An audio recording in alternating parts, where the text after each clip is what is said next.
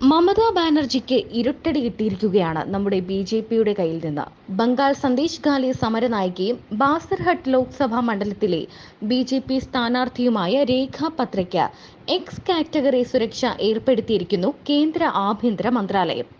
മുഴുവൻ അമ്മമാരുടെയും സഹോദരിമാരുടെയും പ്രാർത്ഥനയും പിന്തുണയും തെരഞ്ഞെടുപ്പ് പോരാട്ടത്തിൽ തനിക്കൊപ്പമുണ്ടെന്ന് രേഖ പറയുന്നു. പ്രധാനമന്ത്രി നരേന്ദ്രമോദി ശ്രീരാമനെ പോലെയാണെന്നും രേഖ പത്ര കൂട്ടിച്ചേർത്തു. സന്ദേശ് ഖാലയിലെ പെൺ പോരാട്ടത്തിന്റെ പ്രതീകമാണ് രേഖാപത്ര. അധികാരത്തിന്റെ തണലിൽ നിയമങ്ങൾ കാറ്റിൽ പറത്തി സന്ദേശ് ഖാലയെ അടക്കി വാണിരുന്ന തൃണമൂൽ കോൺഗ്രസ് നേതാവ് ഷെയ്ഖ് ഷാജഹാനെതിരെ പരാതി നൽകാൻ ആദ്യം ധൈര്യപ്പെട്ടത് രേഖയാണ്. ഷാജഹാന്റെ അനുയായി രേഖയുടെ സാരി വലിച്ചുകീറി മുഖത്തടിച്ചു.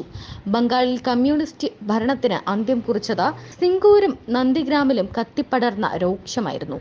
സന്ദേശ് ഖാലയിലെ സ്ത്രീരോക്ഷം മമതയുടെ അടിത്തറയിളക്കുമോ എന്ന ആശങ്കയുമുണ്ട് ഇപ്പോൾ.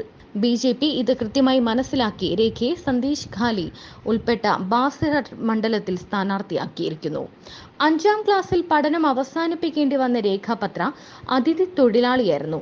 അതീവ ദരിദ്രപൂർണമായ സാഹചര്യം. പ്രധാനമന്ത്രി നരേന്ദ്രമോദി രേഖയോട് സംസാരിച്ചിരുന്നു. പ്രചാരണത്തിൽ സ്ത്രീകളുടെ വലിയ പിന്തുണ രേഖാപത്രയ്ക്ക് ലഭിക്കുന്നുണ്ട്. വലിയ പ്രസംഗങ്ങളോ വിശദീകരണങ്ങളോ ഇല്ല. വാക്കുകൾ കൊണ്ട് വിവരിക്കാൻ കഴിയാത്തത് ചില സാന്നിധ്യം കൊണ്ട് കഴിയും. രേഖാപത്ര എന്ന അതിജീവിതയിലൂടെ ബി.ജെ.പി ലക്ഷ്യമിടുന്നതും അതാണ്. മമതാ ബാനർജിയെ പ്രതിസന്ധിയിലാക്കുന്നതും അതുതന്നെയാണ്.